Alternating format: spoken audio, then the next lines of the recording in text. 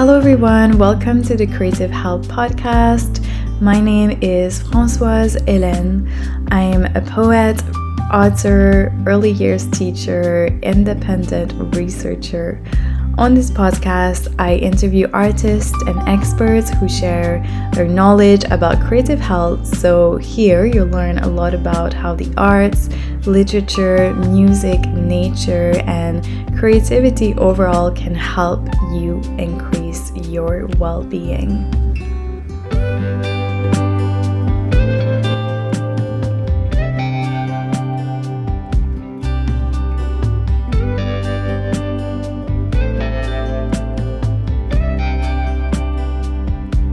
Today, I'm so excited to introduce you to Elisha Ellis Madsen, who is based in the US. Elisha is a board-certified music therapist with over 10 years of professional experience and had herself a very profound personal healing journey. She's got a master's degree in music therapy and advanced training in neurologic music therapy. And Elisha's therapeutic approach is both mindfulness and trauma-informed. She is a mindful meditation practitioner and weaves this into her music therapy practice, and she specializes in helping people learn to use creativity and mindfulness to support both their physical and mental health. So without further ado, thank you so much, Elisha, for joining me on this podcast. Could you please tell us a little bit more about yourself and your practice as a music therapist? Coming into this space where we're trying to use the creative arts for healing, this has been a long journey for me. Yeah. I've been a board certified music therapist for almost a decade, and I'm interested to know what the differences are. I know there are music therapists in the UK. I don't know if have you heard of Nordhoff Robbins? Would you like to tell us about it? Yes, that sounds like a great place to start. I know. So, I mean, obviously I'll be speaking from my perspective of music therapy as a field in the United States. But to anyone, to anyone who's listening, thinking about looking into Nordhoff Robbins music therapy, which is a big influence in the UK. It's a wonderful school of thought that really focuses on the individual needs of each person and is very good at emphasizing people's strengths instead of their weaknesses. So really meeting each person where they are in the music. So kind of just to give an overview of what music therapy is, and then to talk a little bit about how anyone can use music to help support their health and well-being, which is separate from like the field and practice of music therapy. But I think both obviously are interchangeable here.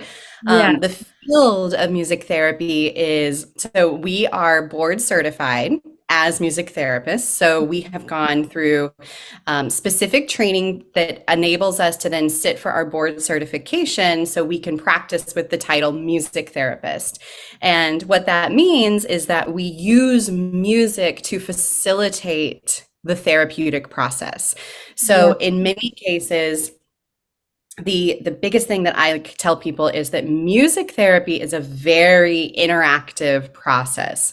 So when you are listening to music at night, that's beautiful, and that's music to support your well-being. But music therapy has to involve, first of all, a music therapist, right?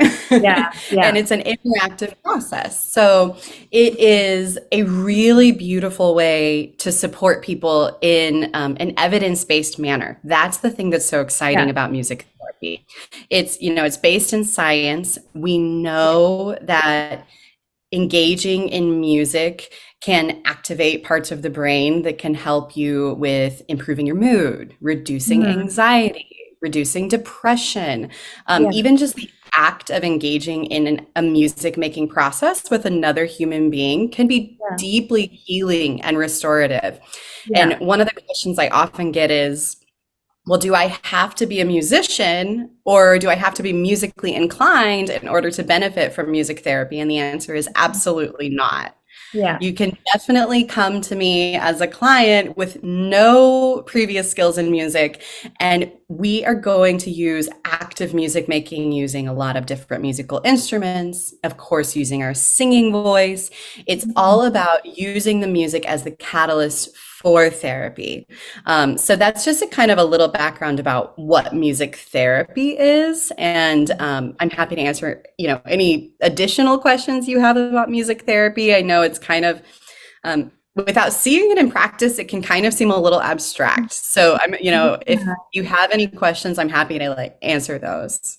Yeah, I guess like something that comes to mind, because like I also do really, I'm confident that music therapy can help really anyone. So no matter, if they have a chronic illness or if they have depression or if they're just feeling stressful about a certain situation that they're currently going through in their lives. But I'm just kind of wondering, like, is there a different process for each person? Like, or like, do you use singing for like releasing like stressful emotions, for example? So can you tell us a little bit more about the purpose of each practice and if one of them is used more for, depression, chronic illness, stress, or anything, yeah, like that? Yeah, those are Yeah. great questions. Those are, thank you. Those are very thoughtful questions. So many music therapists do specialize in certain areas. Mhm. So Yeah. my area of expertise is helping support people who live with chronic illness or chronic pain. And Yeah. that is actually based out of my own lived experience with both Okay. chronic illness and chronic pain. Right. That's not necessarily to say that I don't also have clients who don't have chronic illness and chronic pain. It just happens to be my area of specialty. Yeah. But there are a lot of different areas of focus within music therapy. So, as one specific example, I am also additionally trained in what's called neurologic music therapy. So I also possess the title neurologic music therapist or NMT. Mhm. And what that means is that I can then also work specifically with people who have neurologic disorders and help them to regain functionality in their lives using very specific and very researched interventions that are in this modality of neurologic music therapy. So I'll give you a couple of examples of that. So for instance, a neurologic music therapist may work with someone who has aphasia. So that meaning maybe expressive aphasia. So that means that they know in their mind what they want to say, but they can't say it. So this can happen Oh, sometimes with people who have experienced a stroke. This can happen with people who have autism. This can mhm. happen with people who have suffered a traumatic brain injury, just as a few examples. Yeah. So, what we know about music is that Yeah. music is actually able to access both hemispheres of the brain. And Yeah. this is really important whenever you're looking at people who are ongoing neurologic rehabilitation, because someone who isn't able to speak may still be able to sing because it's Yeah. accessing a different part of the brain. All right. So I wanted to ask you if you had heard the story of Gabby Gifford, who, so she was a United States Congress. No, I've not. So so Gabby Giffords was actually the victim of a gunshot. And so she was shot and in the head. And what ended up happening is that she developed aphasia, severe aphasia. And so her rehabilitation process was extensive. And Yeah. one of the things that they actually used with Gabby is neurologic music therapy, because where she could not articulate the words, she could sing them. And what that does for people who are going through neurologic rehab is that, number one, it gives them back a sense of hope. I mean, it's hard for those of us who can speak when we want to speak. It's really hard for us to even understand what it feels like for a person who doesn't have the ability to do that but wants to. So if you can think about how frustrating that is, and Yeah. you're working hard to get the words out. If you can come in as a music therapist and you're helping people just to sing the words, it gives them a sense of hope. We can do this. We are going to do this. Yes, it's going to be a slow process, but here it is. The word is out. The other thing that does is that over time, the ability to sing translates into the ability to speak. So that is one example of how a music therapy intervention can support a very non-musical goal, right? Because the Oh, ability to that's regain amazing. speech has nothing to do with music, but we're using music as the tool. And that's the difference, I think. That's the difference between music as, supportive for well-being, which all of us can use, and Yeah. music therapy, which is this Yeah. very specific scientific application of music to help support non-musical needs. So Mhm. that's kind of an example of a very, I know that's super specific, but that's That's really one interesting. way. Yeah. That one is, I love neurologic music therapy. Yeah, that's I don't, incredible. yeah, it is incredible. And it's very empowering to see patients or clients regain some of these abilities that they didn't have using a modality that is pretty non-threatening. Because if you think about how difficult it is to go through any sort of health crisis, whether it's a Yeah. traumatic brain injury or being diagnosed with a chronic condition like multiple sclerosis or Yeah. lupus or whatever it might be, a lot of what happens to people just like me, is that we lose our sense of autonomy.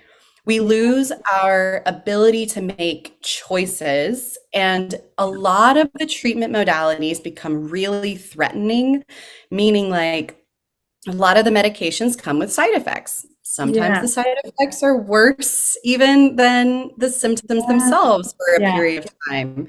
So, Yeah. one of the beautiful things about using music to support health is that it's relatively non-threatening, right? Now Yeah. what I'm not saying is that you can't cause harm with music. You can.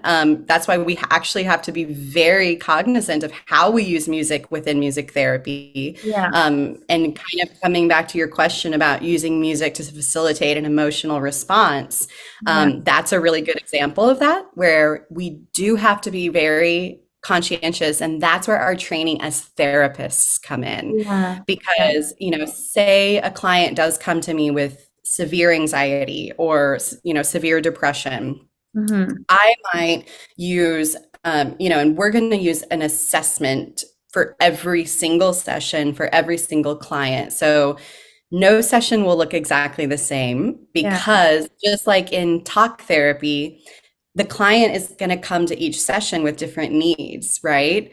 Yeah. And different wants. Some days a client may come ready to sing and play instruments and express their emotions, through music. And Yeah. other days they may come completely closed off, and making music is an extremely vulnerable experience. So maybe on those days, we do something a little more receptive. Like Yeah. I might have my guitar and I might ask my client to, gently close their eyes, and I lead them through a progressive muscle relaxation. Yeah. Okay. Super Yeah. receptive, Yeah. right? So Yeah. they're still benefiting from the presence of music, but I'm not necessarily asking them to come into like a super vulnerable space. Yeah. Um, that's kind of an example of, everything from neurologic music therapy, which is very, like the protocols are very rigid, very specific, Yeah. versus the other end of the spectrum, which is like improvisation through music, using our singing voices to express how we feel. That is a much more well-being oriented form of music therapy. And what I'll say kind of in conclusion is that every music therapist does practice a little differently, in the same exact way that every social worker practices differently because we're all different people, right? No, exactly. Yeah. I do feel like when it comes to music therapy or just, art, poetry therapy, it's more like a personalized approach as well. You really you almost have to know the person that you're working with a little bit so that that person is not just a number. It's you get to know the name of the person, you kind of get to know, really get to be aware of how they feel when they come to see you, and yeah, know, like you were saying, what they really want, what they need, and you give them time as well. You really take the time to sit with them and practice something with them. And now, and a question that comes to mind is just that I'm just curious to know, what's the journey for people to kind of arrive to you, to that music therapy session?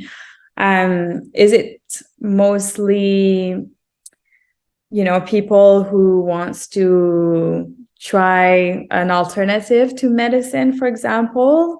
And in which situation can we recommend music therapy first before recommending any medicine at all? Or, is it people that are already connected to music? So I'm just kind of wondering, what's the client journey to get to the point that actually I think music therapy is it for me, or I want to try it out for the least. Can you tell us a little bit about that? Yeah, that's another great question. So, at least for me, my experience has been that a lot of people who make their way to me, so the name of my business is Feel Creative Wellness. Yeah, And like I said, we specialize in helping people with chronic conditions. So chronic conditions meaning physical or mental. So yeah, we look at everything in a very holistic way. So whether you've yeah, lived with chronic anxiety or whether you live with a chronic physical condition like pain, neck pain, whatever it is, yeah, a lot of the people that come to me are kind of at the end of doing things that frankly have not been super supportive for them. yeah, So in at least, and again, I know you're in the UK and I'm in the United States. So here in the United States, unfortunately, our healthcare system is not known to be the most supportive for people specifically for people who live with chronic conditions. It mhm, can be really hard for these people to navigate the healthcare system, meaning even yeah, just getting an appointment can be really challenging. Getting to see the right specialist, getting the right treatment plan. A lot of people, specifically with chronic conditions or chronic pain in particular, end up they're being more quickly prescribed opioids versus more supportive practices such as therapy, whether it's creative arts therapy or traditional talk-based yeah, therapy. And like I mentioned earlier in our talk, I am one of these people who lives with a yeah, chronic condition. So I'm coming at this from a place of I know exactly what it feels like to be in a place where you're like, I'm so tired of feeling this way. I do mhm, not want to be addicted to pain medication. I don't want to be bounced from specialist to specialist. I don't want to pay thousands and thousands of dollars for MRIs that may or may not give me a yeah, diagnosis that changes my treatment plan. And yeah, so the people who often will come to me are people who are very much like me, yeah, in okay, that they're kind of tired of being bounced around the system. And yeah, so it doesn't mean that these are the people who end up giving up totally on Western medicine, because in fact, and again, this is very much a personal part of my own practice, but I encourage people, if you're already connected, for instance, if you have a neurologic condition, I absolutely suggest you continue to see your neurologist. yeah, That's, yeah, yeah, I do not yeah, yeah, people should do, give Yeah. up on that. Music therapy shouldn't be a replacement for Yeah. that. Yeah. However, music therapy can be an excellent supplementary form of support for people. And so I like to think that I'm kind of the person who can step in and become each client's kind of team captain in a way, who is saying, what do you need? What is your highest need right now? Do you need Yeah. emotional support? Do you need Right. Yeah. help navigating the healthcare system? Do you need help learning how to talk to your partner about your chronic illness and your symptoms? Or do you need help talking to your kiddos about that, about why mom sometimes doesn't feel good and like can't come downstairs early in the morning? Like, I always ask people, what do you need the most? And that's how I tailor my approach to helping people, because like you already so intelligently said, everyone has different needs, and those needs change day Yeah. to day, week to week, right? So my responsibility as a music therapist then is to ask my clients, what do you need? And just like other forms of therapy, music therapy is not intended to go on forever and ever and ever. We Yeah. definitely have goals. And once, Yeah. people tell me I'm starting to feel the way that I wanted to feel when I first reached out to you, which a lot of times people say they want to feel empowered. They want to feel less anxious. They want to feel that they're their own best advocate.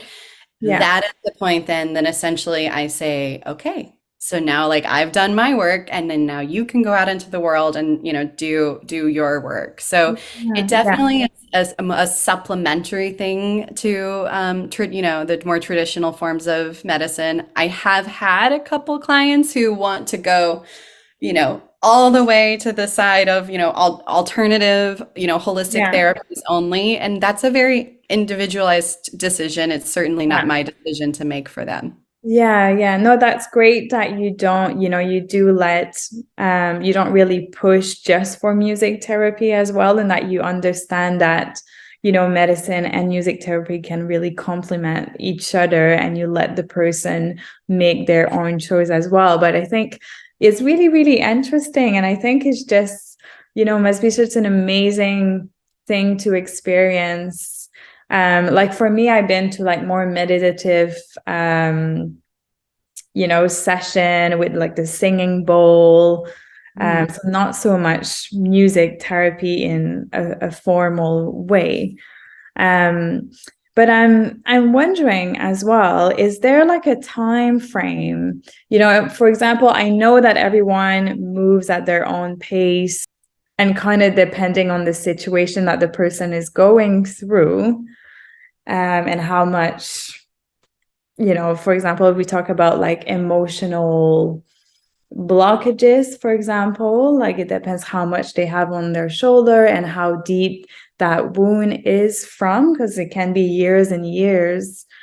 Um, so yeah, it really depends on each person. But in average, would you say that there's people can feel a difference, after a session or after a few weeks? Or is it just really different from a person to another? Or is Mhm. there just like, is there like a common trend that you see in these Yeah. regards? Oh, you have the best questions. I would say one of the most beautiful things about music therapy, and one of the reasons I myself, even as a music therapist, like to seek out support from other creative arts therapists, is that Yeah. almost most, I would say 9 out of 10 clients Mhm. feel better after one music therapy session. And Yeah. I have a lot of theories for why this is. I'll Mhm. give a couple, being cognizant of the Yeah. time thing there, But the 9 minutes. yeah. So one reason for that is because a lot of people in today's world, and and when I say today's world, I'm really also thinking about the impact that the COVID pandemic has had on the Mhm. collective trauma of the world. Yeah. Um, is so significant. And so people have been kind of closed off for a long time, but with the Yeah. impact of the trauma of COVID, the people who are coming to me are deeply wounded and closed off. Mhm. And that's completely understandable. A lot of us experienced deep trauma with the COVID pandemic, whether or not we've even had time to think about it, to identify it, and let alone to process it. Yeah, yeah, no. So, right? So Yeah, people, absolutely. Yeah. yeah, people come to me, and a lot of times people do not know what is happening when we kind of start peeling, systematically peeling back. I call it like layers of an onion. Yeah. Um, and also, this is why it's really important to work with someone who is board certified, licensed, has this very specific training, because music can be so evocative and vulnerable. And if you have someone who's experienced trauma, and I do work with patients, some of my clients have post-traumatic stress disorder. Mhm. If you work with someone with PTSD, for instance, or any sort of trauma, you have to be really careful not to go too deep too fast.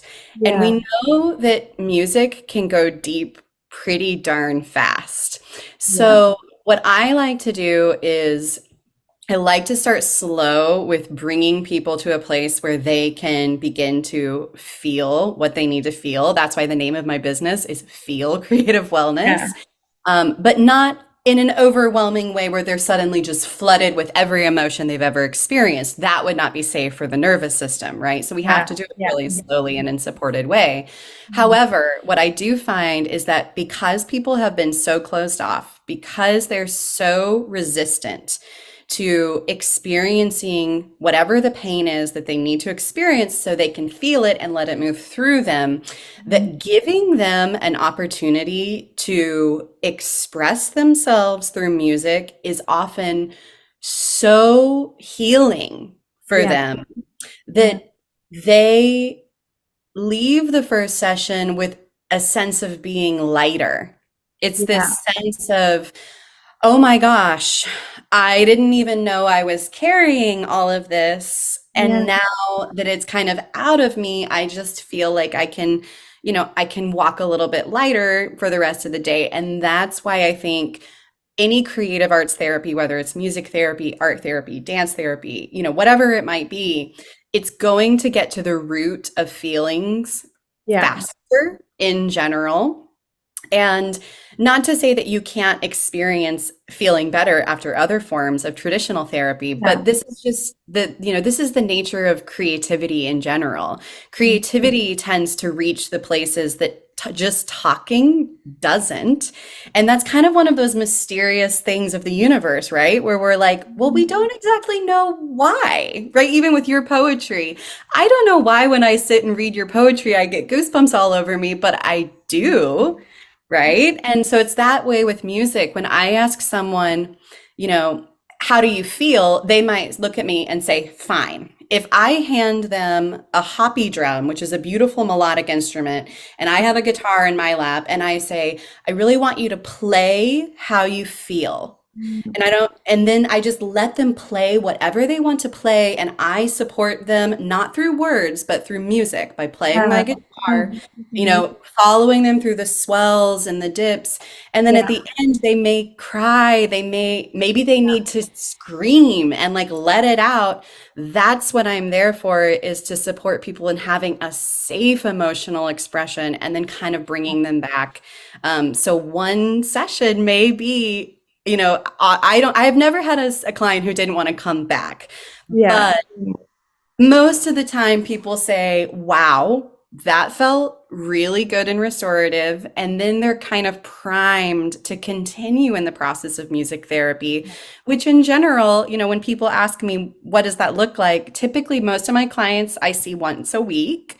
And usually for at least a year, and it varies. Some people get Yeah. what they need and far less than that. Some Yeah. people have much deeper wounds, like you just said, that go back to childhood. And that's where, as a therapist, we're trained to assess, what we can do for them.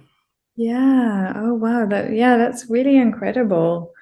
Um, And then, you talk about how someone or some people have left the session and they've been feeling lighter, for example. So, can you Mhm. tell us a little bit more about how, the body talks to us sometimes because of like emotional pain, and how is that connected to one another? So the body and emotions together, like, I don't know, I'm just curious to know more about Yes. this. Yes. I mean, well, so we know that the body does talk to us, right, with our emotions. Yeah. And that's what any therapist that you work with who's trauma informed, which I am, is going to do probably what, we do like a body scan at the beginning of my sessions with my clients. And that's where, we're kind of just taking time. And I, of course, am using music. So I'm often playing live guitar and I'm just, I'm playing something very Yeah. soft and relaxing and asking people to scan their body and identify where they feel tension, where things are, what are you holding? And the reason for that is that we do hold emotions in our body. Yeah. And chronic pain is a really good example of this. There's a lot of research over the past decade that is showing more and more that chronic pain specifically, which again, a lot of people are experiencing chronic pain in this post-COVID world. A lot of us, because we're working on computers all day, Yeah. Yeah. where suddenly our necks hurt, our backs hurt, all these Yeah. things. But chronic pain is not just physical sensations. That's only one part of the experience of pain. The Yeah. other part are these mental and emotional experiences, what you have learned over time to hold in your body. And sometimes what you're holding in your body may not even be related to the actual pain that you're having in the moment. So, for instance, sometimes, not always, but sometimes when we've experienced a trauma, we tend to hold tension in our body in the area where the trauma was. So, say, as a child, you were often, shushed. You were told to be quiet. And then you maybe started to kind of go into this posture where you're kind of holding your shoulder inward, and you're leaning down because you've just been told to be quiet like a few too many times. So Mhm. then fast forward, you're an adult, and all of a sudden you develop significant neck and shoulder pain because you've been on the computer doing your Zoom calls ever since, COVID. However, one of the things that we need to think about is that a lot of the tension that already pre-existed in you because of all of that trauma from when you were a kid is Yeah. now contributing to your current pain situation. So music can be a really good way of helping people get into a relaxed enough state where they can take time to do a mindful body scan and say, oh, I'm actually feeling tension here in the center of my chest. I thought it was mostly in my neck. And then I can say, okay, let's like place a hand on that area and sing from that space. Like use the sound of your own body to release the Right. tension, Okay. as an example. Oh, wow. Okay. That's really interesting, actually. Yeah, I can see how it's really connected. No, thank you so much for joining me on this podcast. It's been really, really interesting. And thank you so much for sharing your knowledge as well. I've learned a lot myself, so I'm really grateful for that. And just before we go, do you have any last thoughts that you'd like to share with our listeners? Yes, and well, first, thank you for the opportunity to talk about music and music therapy. And thank you for all you do using your gift of poetry for the world. It's so helpful to so many people. I'm sure Yeah. that some of those people reach out to you and some don't, but just, that you're making such a big difference. So thank you. I appreciate Thank you. you. Yeah. Some closing thoughts for sure. we've talked a lot about music therapy, which is obviously, I'm a music therapist, but I do just want to offer some ideas for anyone who may be listening, who maybe are thinking, I'm not sure that I need music therapy, or, that that's something that even fits in my lifestyle right now or my budget. There Yeah. are a lot of ways that you can use music to support your own health and well-being. The number one thing that I tell people is to sing. If you have a voice that you can use it. And a lot of times people, especially if they're adults, they say, "Well, I don't sing well," or "I've been told I have horrible pitch." So I would invite you to just release all of those thoughts from your past and just give yourself permission to sing. The reason for this is because singing is a very well researched modality that shows that it can improve your mood, it can decrease anxiety, it can decrease depression. It actually increases the feel good hormones, so endorphins in your body. It decreases cortisol, which is the stress hormone, and it does this all in a very natural way. So the places I love to sing in the car when I'm on my commute. If you're in your shower, you have excellent acoustics, so take advantage of that and sing. Yeah. If you're cooking, maybe turn on some music and sing. Use your body, dance to the music. Music primes human beings' movement. And we Yeah. all know that movement is very helpful for all of us. It Yeah. doesn't matter what your ability level is, whatever you can do, use music to support you in doing that. The other ideas I have for people are create playlists that are going to help you support specific outcomes. So, for instance, if you have a lot of trouble in the mornings, create a playlist that will help energize you and kind of set you up in the right direction for the day. So, what we know is that people respond best to the music that they like. So instead of downloading some other person's playlist from Spotify that says, morning Yeah. experience or whatever, make your own playlist because it needs to be music that actually inspires and energizes you. Same Yeah. goes for the evenings. If you have difficulty with sleeping, create a playlist for yourself that is going to be soothing and restorative and helpful for you, and incorporate it into your day. Make it a part of your routine. And finally, learning to play a musical instrument is so accessible these days because of things like YouTube. Yeah. I meet so many people who say, "Oh, I have this guitar that has been in my attic for a decade and it's just collecting dust. And what do I do with it?" And I say, bring it down, dust it off. It's now, we're almost to 2023. It's a new year. Maybe this is the year that you learn to play that musical instrument. Yeah. Maybe, just picking something up, it's going to be helpful because not only is it an amazing coping mechanism that will Yeah. help you decrease your anxiety and stress, it's Yeah. also something that will connect you to other people, because once you start playing a musical instrument, maybe you want to join a group of, a singer-songwriter circle or, something like that. And I think in today's world, especially, what we need more than anything is community, and we need Yeah. connection. And if Yeah. you're not comfortable going out into public, that's okay, because we now have so many virtual groups that you can be a part of. So those are just a few ways that I would encourage people to use music to support their health and well-being. And then the last thing that I will say is that if you're listening to this and you actually feel like music therapy may be helpful for you, whether you live with a chronic condition or not, what I would encourage you to do is to visit my website, which is www.feelcreativewellness.com, as in FEEL, feel your feelings. Or you can even visit our Instagram, which is just at Feel Creative Wellness, and reach out to us because we do offer virtual sessions. You don't have to be in the United States. We can do things virtually these days, and you would be amazed the sort of supportive work we can do through music therapy over the computer. There's a lot of people who are suffering today. And I just want people to hear these words, which is that you do not have to suffer in silence. You do not have to suffer alone. There are people who can support you.